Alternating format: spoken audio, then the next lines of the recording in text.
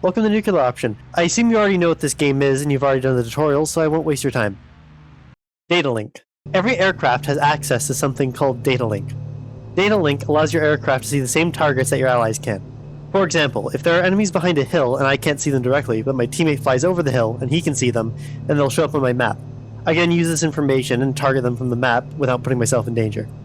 Terrain masking. One of the best ways to evade missiles is just hiding behind the cover of a hill. If you're in contested airspace, the best way to not get shot down is to fly low so you can duck behind a hill if you get locked on by a missile. This won't always be an option, of course, but if there's a large enough hill between you and the missile, use it. Saturation. Almost all air defenses will attempt to shoot down missiles and bombs.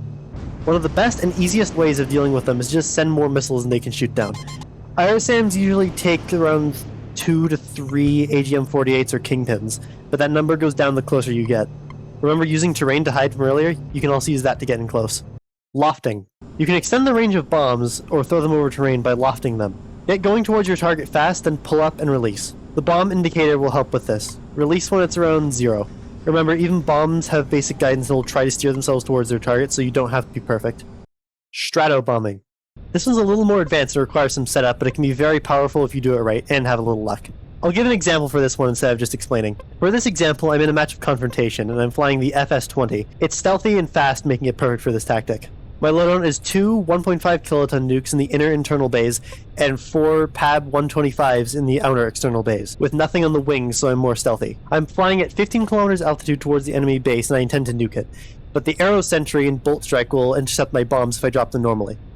There's 2 ways to deal with a situation like this. 1, the normal and safe way, destroy the Arrow Sentry and Bolt Strike with saturation, then return to the friendly base to collect some nukes for the final run.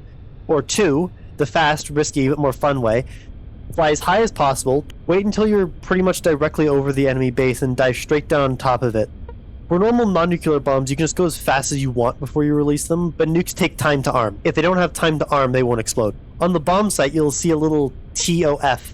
That means time of flight. 1.5 kiloton nukes take around 8 seconds to arm, so give them 10 to be safe. Keep accelerating down until it says around 10, and drop your nukes and normal bombs at the same time. Air defenses don't prioritize targets, so by the time they're in range, the Arrow Sentry has around 1 or 2 seconds to intercept 6 bombs.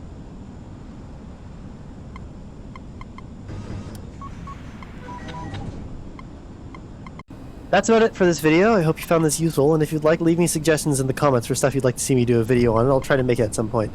Goodbye!